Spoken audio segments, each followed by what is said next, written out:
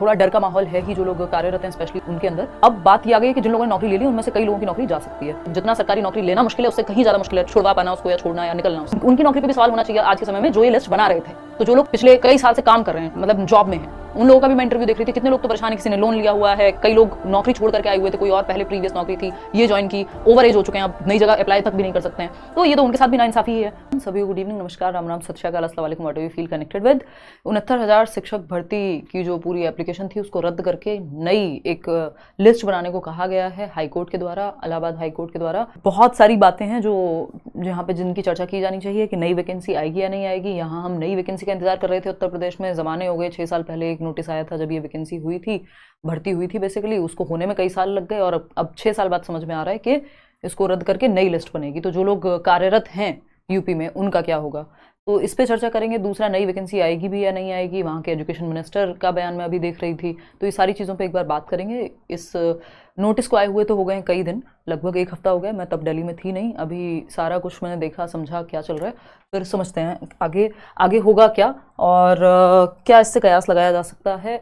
थोड़ा डर का माहौल है ही जो लोग कार्यरत हैं स्पेशली उनके अंदर। तो कई सारी बातें हैं इसमें। हुआ क्या कि ये जो असिस्टेंट टीचर रिक्रूटमेंट एग्ज़ाम 69,000 भर्ती 2018 में आया था जिसका एप्लीकेशन, और 20 में जाकर के रिजल्ट, और फिर मतलब कई साल लग गए इसको प्रॉपरली लोगों को नौकरी लेने में। अब बात ये आ गई है कि जिन लोगों ने नौकरी ले ली उनमें से कई लोगों की नौकरी जा सकती है। ऐसा क्यों होगा उस पर चर्चा करेंगे। तो यहाँ पे हुआ क्या है कि 1994 का एक एक्ट है जो रिजर्व्ड कैटेगरी के लिए है, यानी जो लोग बेसिकली कैटेगरी से आते हैं उनके लिए है। अब उनके साथ नाइंसाफ़ी हुई है, एक तरह की ऐसी सी चीज़ निकल करके आई है। अब वो लिस्ट किसने बनाई थी? लिस्ट गवर्नमेंट के ही एम्प्लॉयज़ ने बनाई थी, है ना। आप लोगों ने सिर्फ पेपर दिया था और पढ़ाई की थी, पेपर दिया था, नौकरी ली थी। अब वो लिस्ट गलत बन गई कि होना क्या था कि जो अनरिजर्व्ड कैटेगरी है उसमें काउंट किया जाना चाहिए रिजर्व्ड कैटेगरी को। यानी कोई भी व्यक्ति अगर SC ST से आता है और वो अपनी कैटेगरी से ज़्यादा नंबर लेकर के आता है, यानी जितनी उनकी मेरिट जा रही है, मान लीजिए 66 पे गई है तो, और लेकिन वो जनरल कैटेगरी के बराबर नंबर लेकर के आ रहा है तो वो जनरल में काउंट होगा। ऐसा प्रावधान है, 1994 का एक एक्ट है जिसके अनुसार ऐसा होना चाहिए। लेकिन ये वाली वैकेंसी में 69,000 में ऐसा हुआ नहीं। अब वो क्यों नहीं हुआ, ये अपने आप में इतनी मतलब दुखद बात है कि, और नौकरी किसकी जानी चाहिए? नौकरी उन लोगों की नहीं, उनकी नौकरी पे भी सवाल होना चाहिए आज के समय में जो ये लिस्ट बना रहे थे। उन्होंने भी तो अपना काम ठीक से नहीं किया। जब ये लॉ था ही पहले से, तो इसमें ये सब हो करके और गलती मतलब गवर्नमेंट के एंड पे ही हुई या एम्प्लॉयज के एंड पे ही हुई या जो भी विभाग था पूरा जो भी ये रिक्रूटमेंट देख रहा था उनके एंड पे ही हुई। ठीक, अब वो बेसिक शिक्षा विभाग में नौकरी कर रहे हैं, असिस्टेंट टीचर हैं, सहायक अध्यापक हैं। अब स्थिति ये है कि जो आपका पिछड़ा वर्ग कह लीजिए या जो कैटेगरीज वाले कैंडिडेट्स हैं, जो 6800 की अलग से भी सूची इन्होंने बनाई थी उस समय पे, उनके साथ सही नहीं हुआ। तो अब नई फ्रेश लिस्ट निकालो, और 3 महीने का समय इलाहाबाद हाईकोर्ट ने दिया है यूपी गवर्नमेंट को।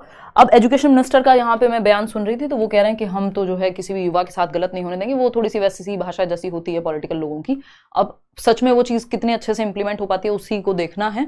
तो 3 महीने का समय है। अब इस 3 महीने में ये भी चीज़ें निकल के आ रही हैं कि जो यूपी के चीफ मिनिस्टर हैं उनकी बैठक हुई है और जो एजुकेशन मिनिस्टर हैं वहाँ का जो पूरा तंत्र है वो अभी इस पर विचार कर रहे हैं। 3 महीने का समय उनके पास है, ऐसा उन्होंने इंटरव्यू में भी बोला। एजुकेशन मिनिस्टर की मैं बात कर रही हूँ। तो अब ये देखना है कि उन्होंने कहा किसी के साथ नाइंसाफी नहीं होने देंगे एंड ऑल, क्योंकि अब इस हिसाब से तो अगर भर्ती रद्द हो गई ये 69,000 वाली, तो जो लोग पिछले कई साल से काम कर रहे हैं मतलब जॉब में हैं उन लोगों का भी मैं इंटरव्यू देख रही थी। कितने लोग तो परेशान है, किसी ने लोन लिया हुआ है, कई लोग नौकरी छोड़ करके आए हुए थे, कोई और पहले प्रीवियस नौकरी थी ये ज्वाइन की, ओवर एज हो चुके हैं, अब नई जगह अप्लाई तक भी नहीं कर सकते हैं। तो ये तो उनके साथ भी नाइंसाफी ही है। और फिर अगेन वही बात जो भारत में कही जाती है कि जितना सरकारी नौकरी लेना मुश्किल है उससे कहीं ज़्यादा मुश्किल है छुड़वा पाना उसको या छोड़ना या निकलना उससे। तो अब देखना यह है कि क्या चीज़ें रहती हैं, गवर्नमेंट इस पर क्या लेकर के आती है, अपना एक इसका क्या तरीका होगा।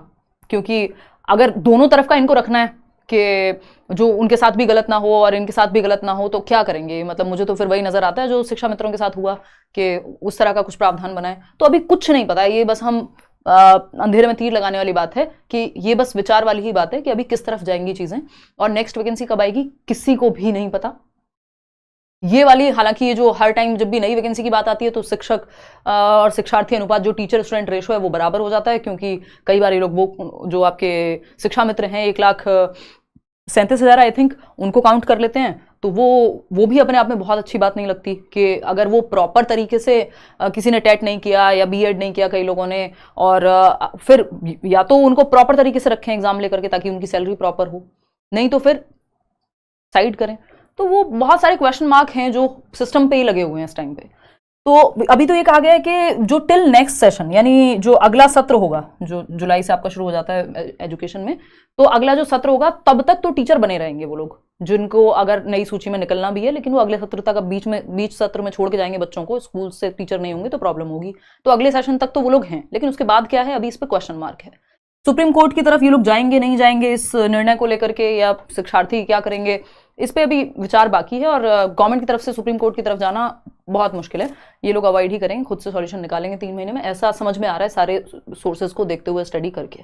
ठीक, बाकी एजुकेशन मिनिस्टर अगेन कई बार ये कह चुके हैं अपने वक्तव्य में कि मतलब गलत नहीं होगा किसी भी युवा के साथ, तो अब वो भी देखना बाकी है कि लोग क्या विचार करते हैं। तो हर चीज पे एक क्वेश्चन मार्क ही है कि नई वैकेंसी अब तो कब आएगी, ये वाला प्रॉब्लम सॉल्व हो गया, ये कोर्ट केस खत्म हो गया, अब नई वैकेंसी आनी चाहिए तो कब आनी चाहिए, ये 3 महीने में सॉल्यूशन निकल जाए, उसके बाद ही कुछ पता लगेगा कि वैकेंसी कब आएगी या फिर इस वैकेंसी का क्या होगा। मतलब जो काम हमारा तुरंत होना चाहिए कि अगर कोई युवा तैयारी कर रहा है तो हम वो पेपर दे, नौकरी ले, खत्म बात, वो चीज़ पहले हम सालों साल तक अटकाते हैं, ये अपने आप में बहुत दुखद बात है। तो ये है अभी कहानी कि हर एक चीज पे क्वेश्चन मार्क ही है। नई सूची, देखिए इसके लिए नया एग्जाम नहीं होगा। अगर किसी को ये गलत फहमी है कि 69,000 वाली भर्ती के लिए अब उन्होंने पुराना रद्द कर दिया तो नई भर्ती फिर से होगी, नहीं, ये वाली वैकेंसी के लिए नई भर्ती नहीं होगी, वो नई सूची तैयार करेंगे। बाकी तो गवर्नमेंट के हाथ में है वो किस तरह से क्या चीजें चेंज करते हैं। 3 महीने का समय है इसको कंप्लीटली फिर से नए तरीके से एग्जीक्यूट करने के लिए। तो नई वैकेंसी का भी हम इंतजार करेंगे, पहले ये 3 महीने में देखेंगे कि क्या फैसला सरकार लेती है। और अब दुखद है, मतलब अगर कोई जॉब कर रहा है इतने साल से, उसकी अगर जॉब पे क्वेश्चन मार्क उठता है तो अपने आप में दुखद है, क्योंकि वो खुद से तो लग नहीं गया था जाके कि आज से मेरा मन कर रहा है स्कूल में आज से पढ़ाना है मुझे, वो प्रॉपर सरकारी महकमे के थ्रू ही, एक तंत्र के थ्रू ही एक गया है। तो देखते हैं अब इस पर क्या होता है। चलिए, टेक केयर, ध्यान रखिए और ऑल द बेस्ट।